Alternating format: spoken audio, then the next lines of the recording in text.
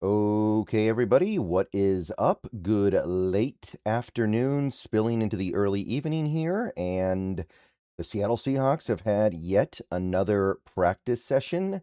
Training camp day 19, I guess you could call it. I don't know if you would really call this training camp anymore because public availability is now over, and it now more just kind of feels like practice since we've played a game. But nevertheless, if it is a training camp day, it was training camp day 19. And some things did happen, mostly injury updates, but we're going to go ahead and go over what there is to go over here. This video is sponsored by Prize Picks. So, beautiful day out there at the VMAC, obviously, but let's go through the information that we learned from the last few hours. So, first of all, I talked about this in the previous video. We got two running backs today. Jacardia Wright did practice. Don't know exactly how much he practiced and exactly what he did, but that is definitely a good indication. That is definitely a good sign. So Jacardia Wright should be able to see him some in the preseason. And the big one was, of course, Jadarian Price. He suited up, and that was really encouraging because people were getting a little bit antsy about this one, especially now that we want to see the dude because it's preseason time. And also, back on the field today in pads was Julian Neal. So we're starting to get some of these guys back. Good news, good happenings. But more interesting than just the fact that they're back on the field is what are they doing on the field? So, according to the people who were there, like Bob Condotta, Jadarian Price participated fully. Now, it is a non-contact practice, but it's not a walkthrough. If it was a walkthrough, that wouldn't really mean that much because he participated in 2 walkthroughs last week and then didn't play in the preseason game.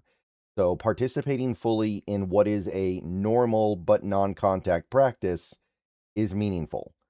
So it looks like Price is good to go. Looks like it really was just soreness.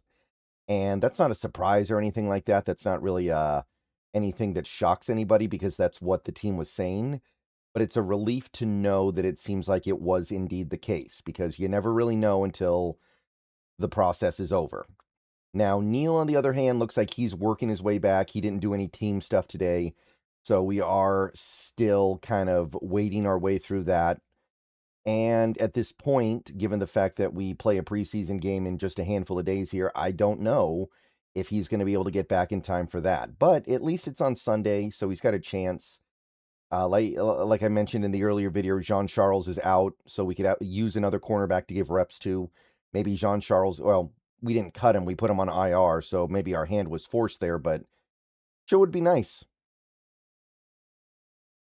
Now, a little bit of bad news here. Tory Horton did not practice, which you could attribute that to a rest day. You could attribute that to a just kind of a day off while he's coming back because he did have a pretty big injury last year. But according to Macdonald, he's dealing with a few things. Now, that is a very vague thing. That is obviously not really informative at all. But there's nothing here that indicates it was just a random day off to allow him to heal up a little bit. It is indicating that something's up. And maybe it's something really minor. Not saying we got to panic. But it's hard to not panic a little bit when it comes to Horton. Because Horton had a major injury last year. And we were told repeatedly last year he was going to be back in a couple of weeks. And then a couple weeks turned into a couple of months. And then he was out for the season. So you're going to be a little bit paranoid here. So hopefully we learn something better in the next couple of days. All right, guys, let's take a quick break here to talk a little bit about Prize Picks, currently the #1 sports pick app in America. The app is very easy to use. Check it out to my left here. You can do player picks where you just pick more or less on a few player stats and lock in your lineup. Or you can pick teams where you pick winners, spread, or total on any game or fight. The app is available in most states, including California, Texas, and Florida. Right now, they have a great offer. You can play your first $5 lineup and get $150 in lineups if you win. All you have to do is use code HMA when you sign up. It's a brand new offer. Best time possible to get on the app. So get on over there and get to winning that first lineup. So remember, Prize Picks, code HMA. Download the app today and remember to always gamble responsibly. Speaking of Macdonald being vague, he remained relatively vague about Price and Neal. He said that they're ramping up, they're back at practice, and that's really all he could offer. But again, based on what we saw on the field, or what the beat reporter saw, tells a fairly compelling story.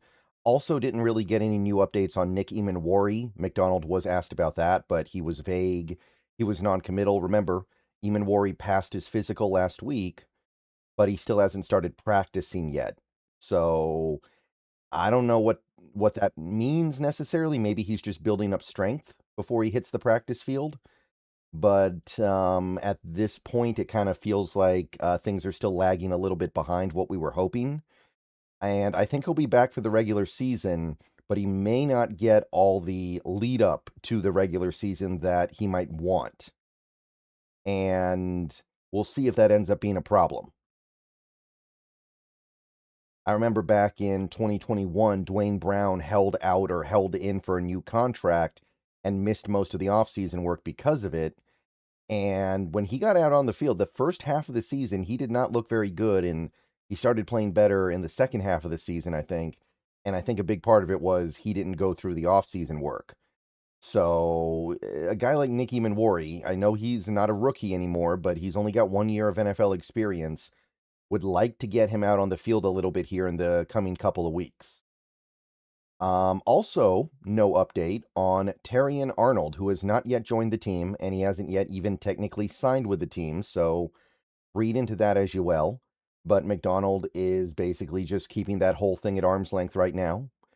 And I guess there's still an opportunity for this to not even get off the tarmac here. This could be a situation where Arnold never ends up joining the team, and it all ends up just being a little bit of a rug pull if things go poorly for him, if something bad happens. Maybe Roger Goodell swings the hammer and says, you don't get to play until I say otherwise, and I'm not going to say otherwise for a while.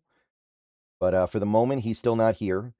Now, granted, I do think that there are some other younger cornerbacks on this team that we need to take a look at, but at some point, you're going to have to bring Arnold in and integrate him into this defense. I know that zone coverage is kind of his bread and butter. That's his thing.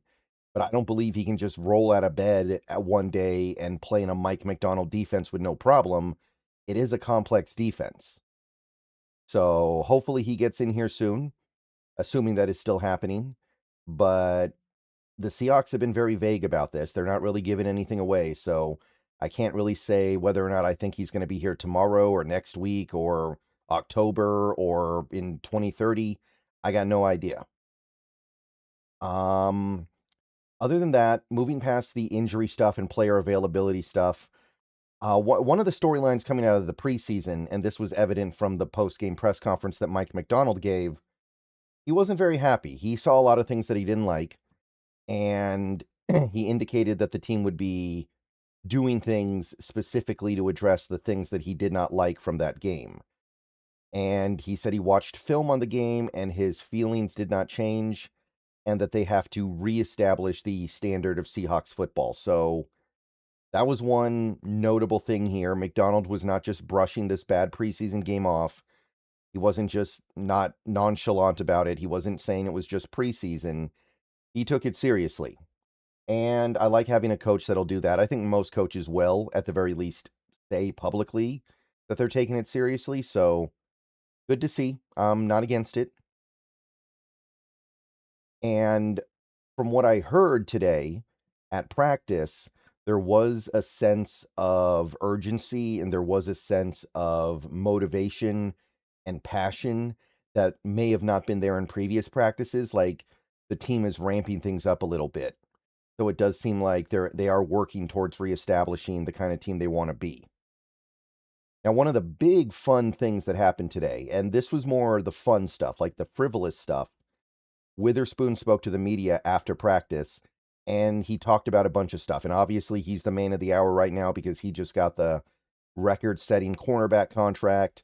They asked him questions about stuff like, well, how does it feel to be the highest-paid corner in football?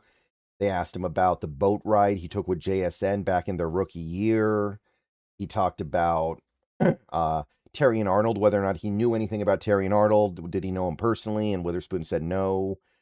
Just kind of stuff like that. And that was fun. Didn't necessarily get into any kind of football stuff. That was something they kind of left to the side in favor of just talking about where he is right now. Witherspoon acknowledged at one point that it was a long negotiation, which does indicate that at moments it may have even gotten a little bit difficult. But ultimately, they got signed before they even played a preseason game, so it can't be that bad. But it was a fun exchange. Definitely check it out. I'm not going to get into everything that he said, but you can see one of the quotes here from Curtis Crabtree. It's something that he knew it would happen, but it's still special because you've always been dreaming about it. And how he didn't let it affect him as he was going out there to practice every day, and how he allowed his agent and the team to work it out, and he was focused on football. So, happy ending, right? Everything ended up having a happy ending here. And if you want to see more of what Witherspoon had to say about the whole thing, go check out the clips. They're all over social media. Again, I don't want to have to read off everything he said, but it was pretty cool. Now, as for practice itself, I don't have a ton. It was a shorter practice, although it was seemingly more intense according to some of the things I saw. And Jadarian Price, I heard, did look good for whatever that's worth. They worked the starters a lot in general because now that they're in the preseason, they got to start putting a little bit more emphasis on working starters. So you're going to probably hear a little bit less about the backups. Now, as for specifics, there wasn't a ton. We are definitely at the point of training camp and the preseason work where the specifics start to kind of melt away. There was one thing, however, from Curtis Crabtree that caught my attention a little bit. According to him, Sam Darnold had a really great day.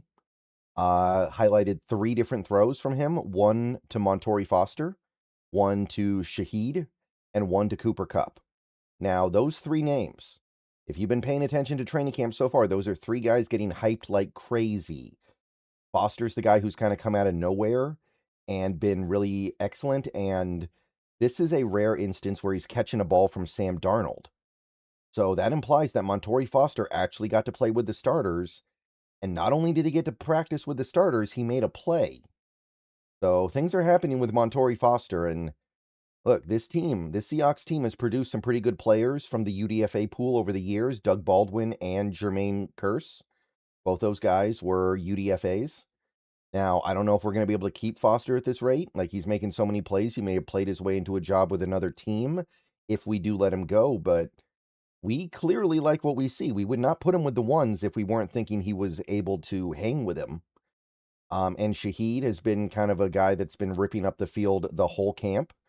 And Cooper Kupp, some people are saying he looks like he's 27 again.